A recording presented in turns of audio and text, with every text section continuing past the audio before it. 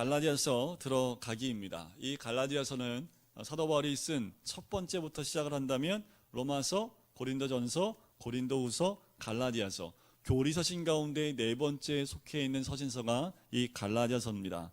저자는 당연히 누구예요? 사도 바울이겠지요. 기록 연대를 보시면 AD 56년경으로 나옵니다.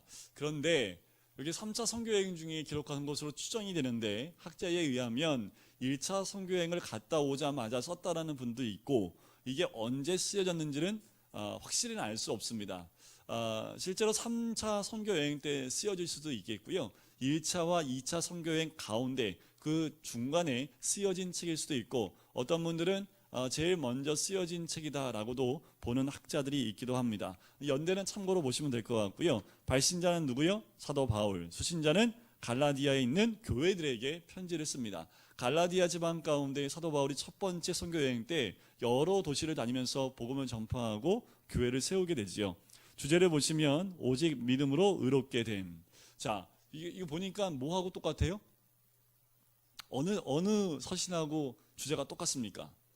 그죠? 로마서입니다. 로마서요. 그 제목과 주제와 똑같아요. 이신칭이. 그래서 이 갈라디아서를 소로마서라고 이야기합니다. 16장 되는 로마서를 쭉 압축해서 6장으로 정리한 책과 같다라고도 얘기하는 것이 이 갈라디아서입니다. 기록 배경을 보실까요? 갈라디아 교회는 바울이 1차 선교여행 때 갈라디아 남쪽 지방을 전도하며 세운 교회들, 그 2차, 3차 선교여행 시기에 꼭 방문했던 그 교회들. 그런데 문제는 유대주의자들의 율법주의와 할례주의가 이곳을 침투해 들어옵니다. 그러면서 사도 바울의 사도권까지도 의심하게 만드는 그런 배경이 있는 교회들입니다. 목적을 보시면 유대주의 거짓 교사들의 변질된 교리를 반박합니다.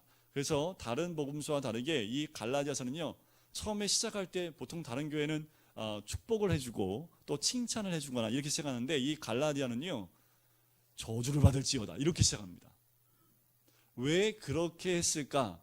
저주를 선포한다는 건 니네들 죽어봐 이게 아니라요, 그만큼 사랑한다라는 거지요. 정말 애정을 쏟았던 교회가 다른 복음으로 속히 넘어지는 것을 보고 너무나 가슴이 아픈 거예요. 그래서 다른 복음을 전하는 자도 저주를 받고 다른 복음을 우리가 전했다 한다면 우리도 저주를 받을 것이다 라고 시작하는 책이 이 갈라디아서입니다. 두 번째로 보면 할례 율법이 아닌 오직 믿음으로 구원에 이르는 복음의 순수성을 강조합니다. 굉장히 짧은 장인데 그 안에 중요한 복음의 엑기스를 다 담고 있는 서신입니다. 세 번째는 바울의 사도권 변호 통해서 복음의 정당성. 왜냐하면 이 유대주의자들이 어떻게 하냐면 사도 바울은 사도가 아니다 라고 부정을 하는 그 이야기를 자꾸 흘립니다. 그럼 뭐가 부정이 되냐면 사도 바울이 전하는 복음이 부정이 되는 거지요. 예를 들면 이런 거예요. 이런 예를 들면 안 좋지만 제가 목사잖아요. 그죠? 그런데 목사로 안수 받은 지 출처를 모르겠는 거예요. 그래서 누군가 야, 저 이종규 목사 진짜 가짜야. 어디 보니까 어디서 목사 안수 받은지도 모르겠어. 그러면 제가 전하는 그 메시지가 어떻게 될까요? 신뢰성이 사라지는 거죠. 그 내용이 어떻든 간에 나라는 사람이 목사라는 것이 신뢰가 안 가면 제가 전했던 메시지까지 다 신뢰가 안 가는 거지요. 그와 똑같이 사도 바울을 그렇게 부정을 해버린 겁니다. 그의 사도권을 부정해버리면 사도 바울이 전한 모든 메시지가 다 어떻게 해요? 신뢰를 잃게 되는 거지요. 그것을 보고 이제 유대주의자들이 사도 바울의 사도권에 대한 부분들을 정당하지 않음을 얘기할 때 이 사도 바울이 처음에 1장과 2장을 통해서 자기의 사도권의 정당성을 먼저 회복하기 시작을 합니다. 특징을 보시면 첫 번째, 전투적입니다. 그럴 수밖에 없죠. 교리를 척결해야 되기 때문에 전투할 수밖에 없습니다. 두 번째는 자서전적인 서신입니다. 왜냐하면 나의 사도성에 의해서 얘기를 해야 되기 때문에 내 얘기를 해야 되지요. 그러니까 내 얘기, 개인적인 이야기들이 나올 수밖에 없는 거지요. 또 세 번째는 소로마서입니다. 율법, 믿음, 복음, 성령, 이신칭이 구원론의 주제가 로마서와 아주 유사하기 때문에 그렇고요. 기독교 자유대언장 또는 기독교의 독립선언서라고 할 만합니다. 믿음으로 말미암아 성도가 참 자유가 됐다는 그 증거를 적고 있는 책이기도 하지요. 그래서 우리는 주님 안에서 믿음으로 자유로워졌다는 거지요. 다섯 번째는 안디옥 게바 면책 사건이 나옵니다. 이것은 사도 바울의 복음의 순결성을 강조하기 위해서 이런 개화를 자기가 면책하고 책망했던 사건을 2장에서 적고 있게 됩니다. 자, 우리 각 장에 나와 있는 제목을 보면 1장은 자 이제 장자목을 띄워놓고 제가 한 장씩 그 장에 있는 내용을 가지고 말씀을 드려볼게요. 1장 1절 한번 보실까요? 자, 바울 앞에 내용이 어때요? 짧아요? 길어요? 이렇게 물어보면 당연히 길지요. 그지요? 다른 복음서는 간단해요. 하나님의 택함받은 나 바울, 택함받은 사도 나 바울은 이렇게 들어갑니다. 그런데 오늘 갈라디아서 1장 1절에 보니까 사도된 바울 앞에 얼마나 길게 있습니까? 굉장히 길지요. 그건 뭐예요? 이 사도권에 대해서 의심하는 그들에게 내가 받은 사도, 이 사도란 직분을 어떻게 받았는지를 한 절을 통해서 길게 설명하고 있다라는 거지요. 6절부터 10절까지는 이제 지필 동기를 얘기하면서 다른 복음이 없다라는 거예요. 6절에 보면 이같이 얘기하지요. 이같이 속히 떠나 다른 복음을 따르는 것을 내가 이상히 여기노라. 이상하지요. 왜요? 1차, 2차, 3차 성경에 갈 때마다 들렀던 교회인데 이렇게 속히 다른 복음을 따라간다는 것이 이상하다라는 겁니다. 그래서요 8절 끝에 보세요. 다른 복음을 전하면 뭘 받을지어다? 사도 바울이 저주를 선포했던 교회가 극히 드뭅니다. 거의 없어요. 그런데 갈라디아에서 있는 이 갈라디아 교회들은 저주를 선포하지요. 뭘 때문에요? 다른 복음을 전하거나 다른 복음을 받으면. 그래서 9절 끝에도 다른 복음을 전하면 저주를 받을지어다. 만약에 나도 그렇다면 10절 끝에 그리스도의 종이 아니니라. 나도 그리스도의 종이 아닐 것이다 라고 얘기하는 거지요. 그 다른 복음은 유대주의자들이 말하는 이제 앞으로 율법과 할례에서 말하는 그 율법주의와 할례주의에 대한 부분을 이야기합니다. 자, 그러면서 11절 중간에 보면 내가 전한 복음은 사람의 뜻을 따라 된 것이 아니니라. 자, 이제 자기가 전하는 복음은 사람에 의해서 받은 것도 아니고 사람을 통해서 받은 것이 아니라 12절 끝에 보면 오직 예수 그리스도의 뭐로요? 계시라는 거지요. 내가 받은 복음은 그리스도께 직접 받은 계시를 전하는 것이다라는 겁니다. 지금 만약에 내가 그리스도께 직접 계시받았습니다 하고 전하면 저는 뭐가 돼요? 3단이 되는 겁니다. 3단이 되는 거예요. 근데 이때는요 사도들의 행적과 또 성령의 역사와 이 모든 것들이 진행될 뿐만 아니라 다메섹 동상에서 직접 누구를 만나요? 예수님 만나지요. 그래서 이 계시에 대한 부분을 이야기를 합니다. 언제 택함을 받았다고요? 사도 바울이 다메섹 동상 택함 받았을까요? 아니요. 15절을 보세요. 언제 택정을 받았을까요? 어머니 태로부터. 어머니 뱃속에 아직 세상에 나오기 전부터 태에 있을 때부터 이미 그리스도께 택정함을 받은 사람이다라는. 저는 목사가 언제부터 됐을까요? 저도 똑같습니다. 어머니 뱃속부터 택정을 입은 거지요. 이거는 뭐예요? 태어나기 전부터 하나님이 예정하심이 있다라는 겁니다.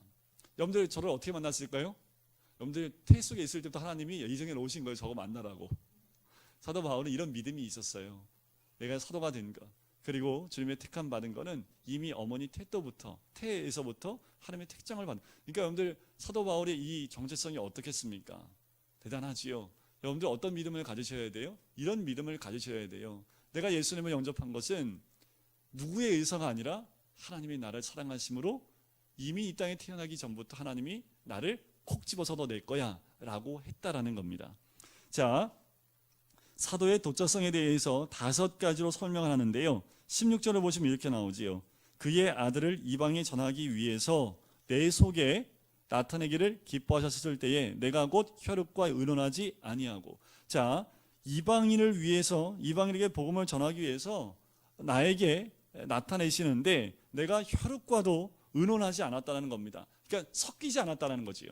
전혀 섞이지 않고 주님이 주신 그 메시지를 가지고 간다라는 거지요. 또 두 번째는 17절에 나오지요. 나보다 먼저 사도된 자들을 만나려고 가지도 않았다라는 겁니다. 그래서 아라비아로 갔다가 다시 다메섹으로 돌아갔다고 얘기를 합니다. 내가 그리스도께 계시를 받았습니다. 복음을 받았어요. 그런데 이것을 확인받기 위해서 사도를 찾아가지 않았다라는 겁니다. 그러면 어떻게 됐을까요? 그런 의심을 할 수 있겠지요. 저 사람이 하나님께 직접, 예수님께 직접 받았다고 하지만 실제로 사도들한테 가서 사도한테 받은 거 아니냐라는 의심을 받을 수도 있을지 모르지만 나는 그렇게 하지 않았다라는 거지요. 20절을 보세요. 보라 내가 너에게 쓰는 것은 하나님 앞에서 나 거짓말하는 거 아니라는 겁니다. 사람들 앞에서 거짓말하는 것이 아니라 진짜라는 거지요. 그렇게 아라비아 갔다가 다메섹 왔다가 3년 후가 돼서야 예루살렘에 가서 사도를 만나러 갔었다라고 얘기를 하는 거지요. 자, 2장에 보면 그 후에 14년 후에, 자, 이것은 3년 후에 방문하고 난 다음에 그 이후 14년 후에 바나바와 함께 디도를 데리고 예루살렘으로 갑니다. 그런데 어떻게 갔을까요? 2절에 보니까 뭘 따라갔어요? 계시를 따라갔다라는 거지요. 누구의 음성을 듣거나 사람들에 의해서 간 것이 아니라 계시를 따라갔다라고 이야기하는 거지요. 독자성을 또 한번 얘기하고 있는 겁니다. 자, 그러면서 7절 말씀을 보세요. 그들은 내가 무할레자에게 복음 전함을 맡은 것이 베드로가 할레자에게 맡은 같은 것을 보았고, 자, 이것은 먼저 된 사도를 따라가는 것이 아니라 그 사도들이 맡은 그 직분과 내가 받은 직분이 다르다라는 겁니다. 사도로서 베드로가 받은 직분이 뭐예요? 유대인들, 할례자들을 위해서 사도의 직분을 감당한다면 사도 바울은 누구를 위해서요? 이방인을 위해서 이 사도의 직분을 감당한다라는 겁니다. 그래서 9절 말씀에 보면 기둥같이 여기는 야고보와 게바와 요한도 내게 주신 은혜를 알므로 나와 바나바에게 친교에 모여 악수를 하는 거지요. 자, 악수한다는 건 무엇을 의미합니까? 서로 동등하다는 거 아닙니까? 당시도 사도로 이 그러니까 할례가 없는 이방인에게 사도로서의 역할을 감당하고 우리는 할례자에게 사도로서의 역할을 감당하겠습니다 하면서 동등하게 악수를 청했다라는 이야기를 합니다. 자, 마지막이 굉장히 이제 드라마틱한 건데 뭐냐면 11절부터 나옵니다. 게바가 누구예요? 베드로예요. 베드로가 안디옥 교회에 있지요. 바나바하고 바울이 안디옥 교회, 그리스도인이라는 말을 제일 먼저 들었던 사도행전 11장에 나오는 그 안디옥에 왔어요. 안디옥에 와서 이방인들과 식탁의 교제를 합니다. 그런데 유대인들은요, 아무나 식탁의 교제를 안 합니다. 만약에 이방인들과 식탁의 교제를 하게 되면 이방이 부정하잖아요. 그럼 나도 부정해요. 그래서 절대로 이방인들과 식탁의 교제를 하지 않는 것이 유대 법입니다. 그런데 지금 베드로가 와서 이방인들과 식탁의 교제를 하고 있는데 13절에 보니까 12절에 보니까 먹다가 누가 와요? 그들이 오매. 그들이 누굽니까? 12절 첫 번째 나오지요. 야고보에게서 온 어떤 이들, 이 유대인들이 오는 것을 보매 그가 할례자들을 두려워하여 떠나 물러가매. 누구까지 여기 현혹이 돼요? 바나바까지. 그러니까 지금 밥을 먹다가요, 식탁 교제 하다가 야고보가 보낸 유대인들이 딱 들어온 거 보고 베드로가 뒤로 이렇게 해서요, 뒤로 도망간 거예요. 그러니까 베드로가 가는 거 보고 바나바도 엉겹결에 이렇게 해서 뒤로 가버린 거예요. 근데 그 모습을 딱 보고 사도 바울이 베드로 당신 하면서 그 자리에서 바로 지적을 합니다. 어떻게 복음으로 이 이방인들에게 복음을 전하는 당신이 그렇게 복음에 합당한 행동을 하지 않습니까? 하고 질책을 하는 거지요. 그래서 이걸 게바 면책 사건이다 라고 얘기를 합니다. 14절에 그 얘기가 나오잖아요. 나는 그들이 복음의 진리를 따라 바르게 행하지 아니함을 보고 모든 자 앞에서 게바에게 이르되 내가 유대인으로서 이방인을 따르고 유대인답게 살지 아니하면서 어찌하여 억지로 이방인을 유대인답게 살게 하려느냐 하였노라. 지금 이게 얼마나 대단한 거냐면요, 뭐라고 예를 들어야 될지 모르겠는데 이런 거예요. 이렇게 하면 또 제가 죄송하지만 원로 목사님 계신데 제가 원로 목사님을 막 책망하는 거예요. 성도들 앞에서. 말이 돼요 이게? 말도 안 되는 거잖아요, 그죠? 그런데 지금 게바는요, 베드로는 사도 가운데 수제자입니다. 그러니까 예수님을 영접한 유대인들 가운데요, 굉장한 위치에 있는 사람이 베드로입니다. 그런데 나중에 사도에 들어온 이 사도 바울, 아주 굉장히 어린애 같은 사도 바울인데 사도 바울이 게바를 책망하고 있는 거예요. 자, 이 모습을 통해서 어떤 것을 알 수 있습니까? 사도 베드로인 그 베드로나 나 사도인 바울도 똑같다라는 겁니다. 진리 안에서 잘못할 때는 서로를 책망할 수 있는 사도권이 나에게도 정당하게 있다라는 것을 이 마지막 베드로를 책망하는 사건을 통해서 드러내 보이고 있는 거지요. 그러면서 유대주의의 특징이 16절에 나옵니다. 자, 2장 16절 같이 한번 읽어볼까요? 시작. 사람이 의롭게 되는 것은 율법의 행위로 말미암음이 아니요 오직 예수 그리스도를 믿음으로 말미암는 줄 알므로 우리도 그리스도 예수를 믿나니 이는 우리가 율법의 행위로서가 아니고 그리스도를 믿음으로써 의롭다함을 얻으려 함이라. 율법의 행위로서는 의롭다함을 얻을 육체가 없느니라. 되게 길죠, 그죠? 결론은 뭐예요? 율법의 행위로는 구원 못 받고 뭐로만 구원 받는다고요? 예수 그리스도를 믿는 믿음으로만 구원을 받는다라는 겁니다. 그런데 이 현대 시대에도 지금 우리도 살짝 또 이 복음 가운데 살짝만 몰러가면 구원에 대한 얘기를 할 때 요새 봉사도 못하고 헌신도 못하고 헌금도 제대로 못 드리고 하면서 이런 얘기를 자꾸 해요. 이건 뭐예요?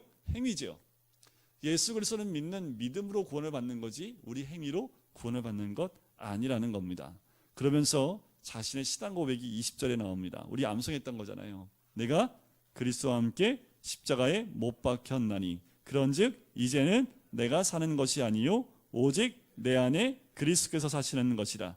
이제 내가 육체 가운데 사는 것은 나를 사랑하사 나를 위하여 자기 자신을 버리신 하나님의 아들을 믿는 믿음 안에서 사는 것이라. 자, 믿음으로 구원받는다. 믿는 게 뭐냐 하면 이와 같다라는 겁니다. 내가 죽는 거예요. 그리스도가 내 안에 계시고 나는 죽고 그리스도와 함께 죽고 내 안에 누가 계신 거예요? 그리스도가 계신 것. 이게 믿는 거라는 겁니다. 믿음이란 나는 죽고 예수로 사는 것. 믿음이란 뭐라고요? 나를 비우고 예수로 채우는 것. 그것이 믿음이라는 겁니다. 믿음으로 구원받는다는 것을 그것을 의미해요.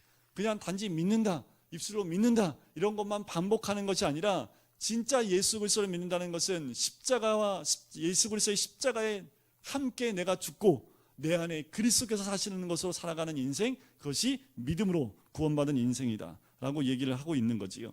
3장에서는 이 율법이 하는 역할이 뭐냐면 초등교사의 역할을 한다라고 이야기를 합니다. 자, 보세요. 그 앞에 부분 다 그 얘기를 하는 거지요. 자, 7절 한번 보실까요? 7절, 3장 7절에 보면 그런즉 믿음으로 말미암은 자들은 누구의 자손인 줄 알지어다? 아브라함의 자손인 줄 알지어다. 유대인들은 아브라함의 자손이라고 얘기합니다. 뭐 때문에요? 할례를 받는 것 때문에. 우리가 아브라함의 자손인 것을 어떻게 알 수 있냐면 우리가 할례를 받음으로 자손인 줄 알 수 있다는 겁니다. 근데 사도 바울은 그거 아니라는 거지요. 진짜 아브라함의 자손은 뭐로 알 수 있어요? 믿음으로 된다라는 것을 의미합니다. 그래서 9절에 보면 그러므로 믿음으로 말미암는 자는 믿음이 있는 아브라함과 함께 복을 받느니라. 그러니까 우리가 믿음이 있으니까 아브라함이 받는 복을 누가 받아요?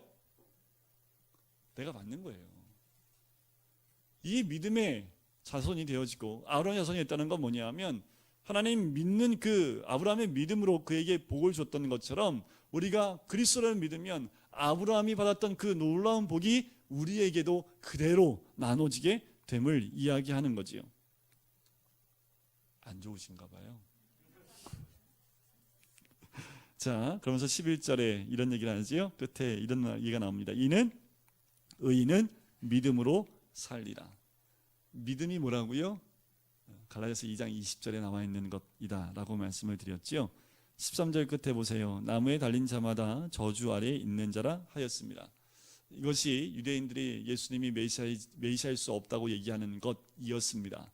이게 갈라디아서 말씀에 21장 23절에 나오는 말씀인데 나무에 달린 자마다 하나님께 저주를 받았는데 어떻게 나무에 달린 예수님이 하나님께 저주받은 사람이 메시아가 될 수 있느냐라고 이야기를 하는데 다시 말씀을 하지요. 사도 바울이 우리가 다 나무에 달릴 저주받을 사람들인데 우리를 대신해서 우리의 모든 죄를 다 십자가 위에 매달리심을 통해서 죽으심을 통해서 해결하셨으니 그분이 진정한 우리의 메시아임이 당연하다라고 설명을 하고 있는 겁니다. 그러면서 이제 율법에 하는 역할에 대한 이야기를 하는 거지요. 율법은 초등교사와 같은 역할을 한다는 겁니다. 자, 23절을 보실까요? 믿음이 오기 전에 믿음이 오고 믿음이 가고 막 그래요. 자, 23절에 믿음이 오기 전에 우리는 율법 아래 매인 바 되고 계시될 믿음의 때까지 갇혔느니라. 이같이 율법이 우리를 그리스도께로 인도하는 뭐가 되고요? 초등교사가 되어 우리로 하여금 믿음으로 말미암아 의롭다함을 얻게 하려 함이라. 똑같은 걸 반복하는데 율법이 무슨 역할이냐면 초등교사입니다. 이 뭐냐면 한번 보세요. 로마 사람들이요 전쟁을 하잖아요. 그러면 전쟁에서 승리를 하게 되면 거기에 있는 지식층들 그리고 모든 돈 있고 권력 있는 자를 싹 다 잡아옵니다. 그래서 로마에 와서 다 노예로 삼아버려요. 그런데 잡아온 그 포로 가운데 너무 학식이 높아. 그러면 이 사람을 어떻게 하냐면요, 가정교사, 초등교사로 채용을 합니다. 어떤 초등교사냐면 우리 자녀들 가운데 아직 정식적으로 학교에 갈 나이가 되지 않은 아이들을 이 노예, 학식 있는 노예한테 맡겨요. 그래서 이 사람을 초등교사라고 해서 언제까지요? 정식적인 학업을 하기 전까지 모든 것을 맡깁니다. 그리고 이 사람이, 이 아이가 나이가 돼서 학문으로 들어갈 때 그 앞에까지만 이 역할을 감당하는 거예요. 그리고 실제로 그 학문으로 들어가게끔 안내 역할을 하는 사람이 초등교사입니다. 그러니까 율법이 뭐 하는 역할이라고요? 우리를 그리스도께로 인도하는 역할을 하는 것이 율법이라는 겁니다. 그래서 율법으로는 의롭게 될 사람이 한 명도 없다라는 거예요. 율법을 통해서 어떻게 해요? 우리가 그리스도 앞에 나갈 수 있는 길이 열린다는 거죠. 율법의 역할이 그거라는 겁니다. 초등 교사의 역할이라는 거지요. 27절을 보세요. 누구든지 그리스도와 합하기 위하여 세례를 받은 자는 그 뒤에 한 가지 읽어볼까요? 시작. 그리스도로 옷 입었느니라. 옆에 있는 한번 보세요. 무슨 옷 입었나?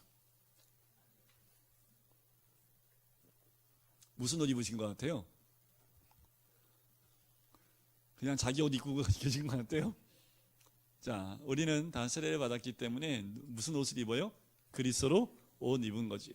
제가 이 말씀을 드릴 때마다 늘 예화로 드는 분이 있어요. 뭐냐면 동원예비군을 갔다가 동원예비 2박 3일 갔다가 담 넘어와서 옆집 개 잡아먹다가 걸린 두 사람. 그 사람 직업이 뭔지 아세요? 한 명은 의사고 한 사람은 교사입니다. 근데 동원예비군 갔다가 이 잘못해서 범법을 하게 되면요, 군법의 회부가 돼요. 사회법이 아니라 군법. 그래서 거기서 몇 개월 동안 방사리를 하셨다고. 왜 그럴까요? 의사 가운 입고 개 잡으러 갔을까요? 못 갔겠죠, 그죠? 선생님이 선생님 학교 갈 때 그 옷을 입고 담 넘어가서 옆집에 개를 잡아먹을 수 있었을까요? 못했겠죠, 그죠? 뭘 입으니까 그렇게 해요? 그 옛날에 입었던 군복 입었을 때 자기가 군생활했을 때 그게 이제 이게 막 새록새록 나는 거죠. 그래서 둘이서 말 맞춰가지고 야 우리 가서 개 잡아먹을까? 그래서 옆집 가고 개 잡아먹은 거예요. 그래서 그게 이제 군법에 그게 신문에 나왔었습니다. 더 재밌는 건 그 사람들이 직업이 의사고 교사였다라는 거죠. 사람이 무슨 옷을 입냐에 따라서 행동이 바뀌어요. 그래서 제가 그런 얘기를 가끔 해요. 우리가 밖에 나가면 이런 명찰을 하나씩, 목사는 목사 이정규 이렇게 명찰, 우리 장로님은 밖에 나갈 때 항상 다닐 때 장로 누구누구 명찰, 안수집사님 명찰, 권사님 명찰 다 달고 다니면 밖에 나가서 어떻게 생각할까요? 그냥 편하게는 생각 못 하실 거예요. 그죠? 말 한마디 할 때도 앞에 사람이 명찰 한번 딱 보고 얼굴 한번 보면 일단은 말이 좀 곱게 나가죠. 그죠? 뭐 하나 깎으려고 하다가도 그냥 제가 돈을 더 드릴게요. 뭐 이렇게 나오지 않겠습니까? 우리가 목사가 입는 옷이 따로 있고 권사님들이 입는 옷 따로 있고 장로님들이 입는 옷 따로 있으면 그 옷 입고 생활하면 아마 이 땅 가운데 천사와 같지 않은 사람이 아마 아무도 없지 않을까라는 생각이 들어요. 그런데 그리스도의 옷은 보여야 안 보여요? 보여야 됩니다. 우리가 명찰을 달지 않아도 세상에 가면 우리를 향해서 뭐라고 얘기를 해야 돼요? 저 사람 교회 다니는 사람 아닐까? 라는 말이 나와야 돼요, 안 나와야 돼요? 저 딱 보니까 장로님이신데 이게 딱 나와야 돼요. 딱 보니까 안수집사님이야. 딱 보니까 교회 권사님 맞네. 누가 이 얘기를 해야 됩니까? 우리끼리? 아니요. 교회를 한 번도 나오지 않은 사람인데 우리를 보고 그냥 풍기는 이미지만 봐도 저 사람들은 아마도 교회에서 중직자인 것 같아. 우리 중직자 세미나를 한번 다시 교회에, 그리고 믿음으로 나올 때, 교회 밖으로 나갈 때 우리 모두는 뭘 입어야 된다고요? 그리스도의 옷을 입었다라는 거지요. 그래서 28절에 보면 너희는 유대인이나 헬라인이나 종이나 자유인이나 남자나 여자나 다 그리스도 예수 안에서 하나라는 거지요. 이 말씀이 이 한국 땅에 들어와서요, 이 땅을 다 뒤집어 버렸습니다. 남자와 여자가 구별하잖아요, 그죠? 그래서 여러분들 초대교회, 우리 이 땅에 초대교회 가면요, 기역자 교회 아시죠? 어디 남녀가 이렇게 막 붙어가고 앉아 있고 막 그래요, 그죠? 지금 제가 어떻게 이 여자분들 얼굴을 보고 설교를 해요, 그죠? 딱 여기는 남자분만, 여자분들은 커튼 딱 치고 이쪽에 다 모여 있습니다. 이게 기역자 교회예요. 지금도 전주에 가면 기억자 교회가 그대로 복원되어 있습니다. 그래서 딱 예배드리면 남자분들만 놓고 예배드리고요, 여자분들은 커튼 딱 치고 커튼 뒤에 앉아 있었어요. 그게 이 땅에 복음 들어와서 교회가 처음 세워졌을 때의 모습입니다. 남녀가 구별하다라는 거지요. 그런데 성경 말씀에 뭐예요? 남자와 여자가 어떻다고요? 그리스도에서는 하나래요. 이 말이 돼요? 말이 안 되죠. 이조 시대 때는. 우리 뭐 쓰고 다녔어요, 여자분들? 뭐 쓰고 다녔어요? 왜 쓰고 다녔습니까, 이거? 외가 남자한테 얼굴 보여주면 안 된다는 거잖아요, 그죠? 쓰고 다녔습니다. 그런데 교회만 오면 어떻게 해요? 다 벗어버리는 거죠, 그죠? 그래서 며느리가 시아버지를 전도를 해서 교회 왔더니 며느리가 이렇게 기도하는 거 아니에요? 하나님 아버지. 그랬더니 시아버지가 사도너른. 우리가 많이 들었던 거 아닙니까, 그죠? 며느리가 하나님 아버지, 며느리한테 아버지니까 나한테는 사돈 아닙니까? 그러니까 아이고 하나님 사도너른 이러면서 이렇게 기도를 했대잖아요. 이게 재미있는 사건이지만 참 우픈 사건 아닙니까? 그때의 그런 위치나 그런 것들이 깨어지지 못하다 보니까 사고 자체가 이렇게 위아래와 이런 것들로 구분되어 있던 때가 이 조선 땅이었지요. 근데 이 말씀이 딱 들어오니까 어떻게 이게 다 깨져버리는 거지요. 그러니까 양반들이 교회 나왔을까 안 나왔을까요? 양반들이 교회 나오면 우리 집 노예가 죄송합니다, 상놈이 양반한테 형제님, 그러니까 이게 지금 머리가 뚜껑이 열리는 거죠. 집에 가면은 주인님 하는데 교회만 오면 형제님, 그러니까 이게 무슨 하면서 양반들이 처음에는 양반들이 교회를 잘 못 다녔대요. 그래서 처음 이 땅에 처음으로 장로로 이렇게 기름 부음 받은 분이 누군지 아세요? 노비 출신이십니다. 노비 출신. 그것도 말을 끄는 분.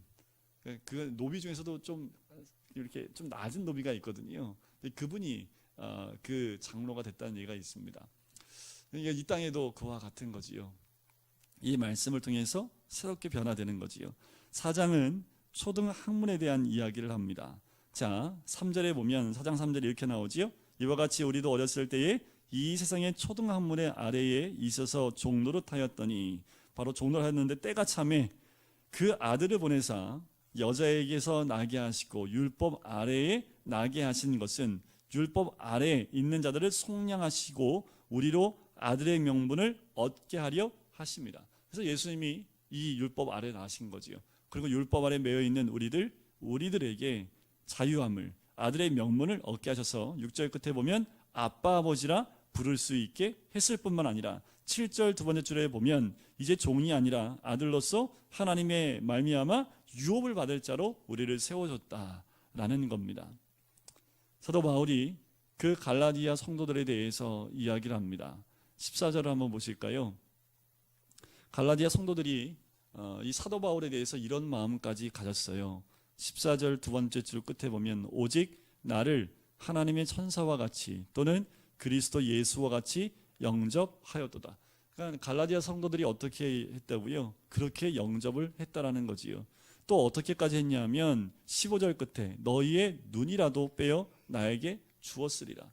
그 정도로 사도 바울을 정말 잘 섬겼고 사랑했던 사람들이 그들입니다. 또한 사도 바울은 어떻게 했냐면요, 19절 보세요. 갈라디아 성도들에 대해서 나의 자녀들아 라고 이야기합니다. 그러면서 뭐라고 얘기해요? 같이 읽어볼까요? 19절 시작. 나의 자녀들아 너희 속에 그리스도의 형상을 이루기까지 다시 너희를 위하여 해산하는 수고를 하노라. 자, 이 말은 예수 그리스도를 믿게 하는 그 해산하는 수고를 했는데도 불구하고 또 한 번 해요. 뭐 때문에요? 그리스도의 형상이 나오기까지 해산하는 수고를 또 한 번 한다라고 이야기를 하는 거지요. 우리가 해야 될 수고가 이겁니다. 우리가 올 가을에, 이번 가을에 한 영혼을 주께로 인도하는 것뿐만 아니라 그 영혼이 믿음 가운데 성장할 수 있도록 그렇게 하기 위해서는 어떠한 노력이 필요합니까? 어떠한 수고가 필요해요? 아기 낳는 수고. 자, 아기 낳는 수고가 어떤 건지 우리 아시죠? 네, 남자분들은 물어보시면 될 것 같고. 근데 이게 어렵다라는, 그만한 통증과 아픔을 수반하고 있다라는 겁니다. 한 영혼을 그렇게 주님께 인도하는 것, 그것을 의미하는 거지요. 자, 이제 5장과 6장은요, 이제 윤리적인 부분인데 자유대언장입니다. 우리 5장 1절이 자유대언장이에요. 같이 한번 읽어볼까요? 시작. 그리스도께서 우리를 자유롭게 하려고 자유를 주셨으니 그러므로 굳건하게 서서 다시는 종의 멍에를 매지 말라. 우리는 이제 자유함을 얻었습니다. 죄에서 자유함을 받았지요. 이제 죄에 다시 묶이지 말라는 겁니다. 우리를 죄 가운데 묶여있는 인생을 십자가로 말미암아 우리를 자유롭게 해줬는데 그런 자유의 몸 가운데서 종의 멍에를 또 매려고 하지 말라는 겁니다. 그 자유로 13절을 보세요. 너희가 자유를 위하여 부르심을 입었으나 그러나 그 자유로 육체의 기회를 삼지 말고 오직 사랑으로 서로 뭐 하라고요? 종노릇 하라고요. 자유함을 얻었더니 다시 그 자유를 가지고 뭐 하는 거예요? 육체의 기회를 삼고 있다라는 거지요. 그러면서 17절을 보세요. 이렇게 얘기합니다. 육체의 소욕은 성령을 거스르고 성령은 육체를 거스르나니 이 둘이 서로 대적함으로 너희가 원하는 것을 하지 못하게 하려 함이니라. 지금도 끊임없이 육체의 소욕이 우리를 잡아서 또 종의 멍에를 매게끔 하려고 한다라는 겁니다. 자유하잖아요.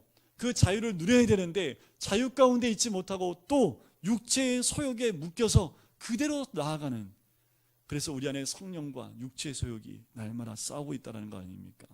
성령의 인도를 받으면 육체의 소욕은 사라지고 18절에 보세요. 만일 너희가 성령의 인도하시는 바가 되면 율법 아래 있지 아니하니라.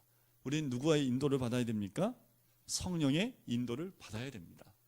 그래야지 죄의 굴레와 육체의 소욕 가운데 넘어지지 않는다는 거지요.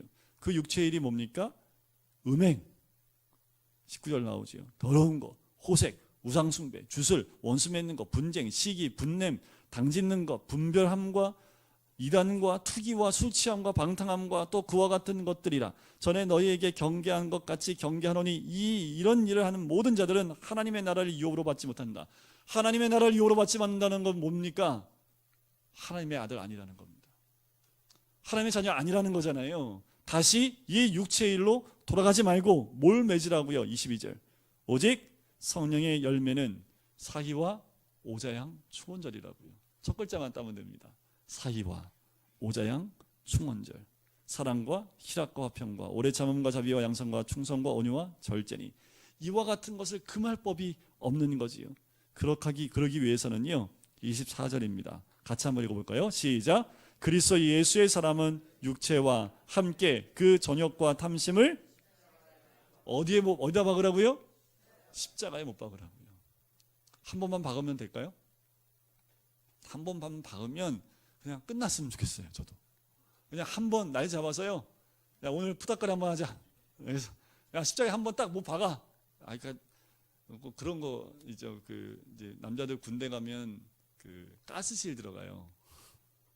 그 딱 가스실 들어갈 때는 또 한 번 딱 감고 한 번만 들어갔다 나오자. 그냥 죽었다고 들어갔다가 한 번 죽고 나와요. 근데 그건 한 번이잖아요. 그죠? 그리고 이제 1년 동안 편해요. 또 1년 지나면 한 번 또 가요.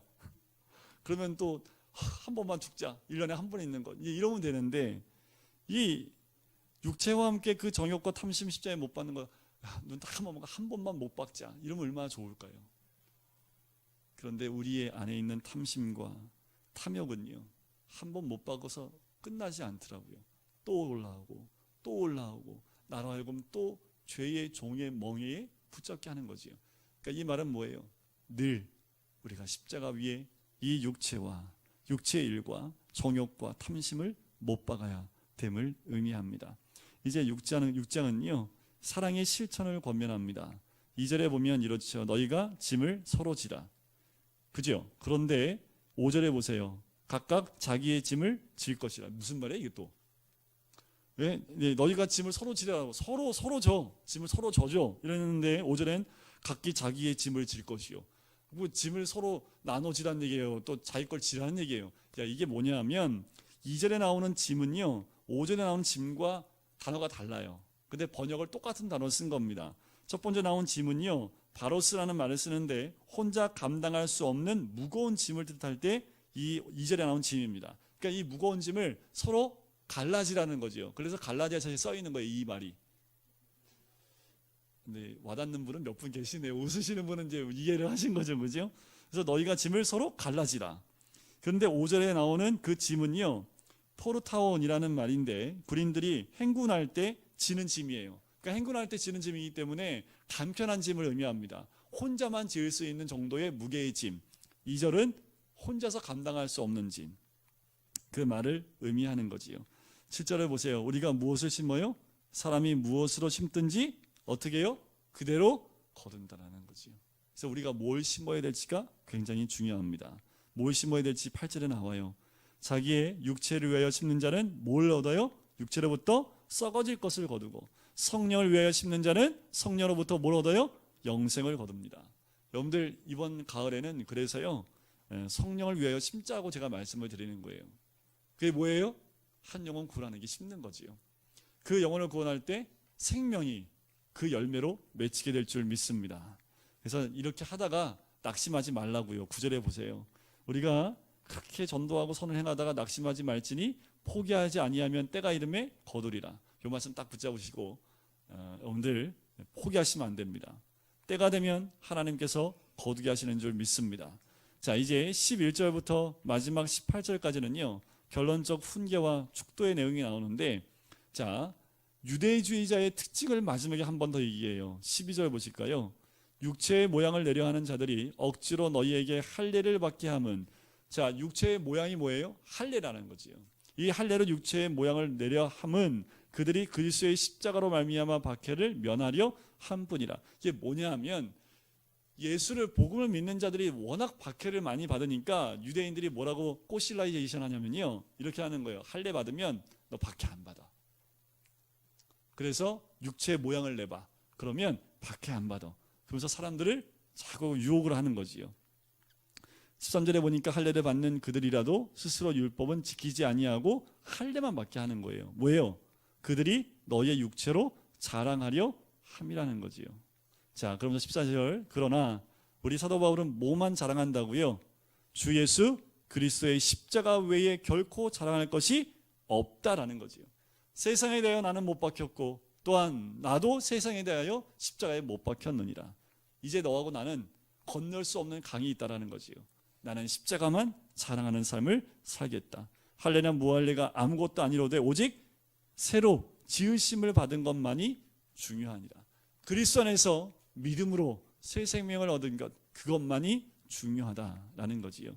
자, 마지막 17절을 같이 한번, 진짜 마지막입니다. 마지막 17절 같이 읽겠습니다. 시작. 이후로는 누구든지 나를 괴롭게 하지 말라. 내가 내 몸에 예수의 흔적을 지니고 있노라. 아멘. 이 예수의 흔적은 스티그마라는 단어를 씁니다. 이 스티그마, 예수의 흔적 가지고만 한번 제가 전에 설교를 한번 한 적이 있는데, 스티그마는요 누구한테 주는 거냐면 노예들 있죠. 노예들한테 노예 표시를 하기 위해서 몸에 지지는 인장, 그것을 이 흔적이라는 단어를 써요. 그런데 이 흔적은요 단수입니다. 스티그마타라는 단어를 써야 됩니다. 근데 사도 바울은 스티그마라는 말을 쓰고 있는 거지요. 그러니까 뭐예요? 내 안에, 내 몸에 뭐가 있다고요? 예수님의 흔적이 있다. 그 말은 뭐예요? 예수의 종이고 예수의 노예다.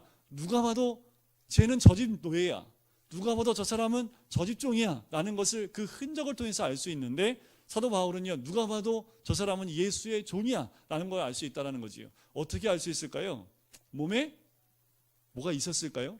그래서 어떤 분들은 사도 바울이 워낙 고생 많이 했잖아요. 고린도서 11장에 보면 태장으로 맞았고 돌로도 맞았고, 그러니까 온몸이 상처투성이다, 그것이 예수의 흔적일 것이다 라고 하시는 분들도 계시는데, 문제는 뭐냐 하면 앞에 육체의 모양을 자랑하는 것에 대해서 얘기했는데 몸에 있는 것을 사도 바울이 자랑한다면 또 앞뒤가 안 맞지요. 그지요? 이 말은 그런 의미가 아니라는 겁니다. 이 말은 몸에 새겨져 있는 것이 아니라 내 속사람에 새겨져 있다라는 거예요.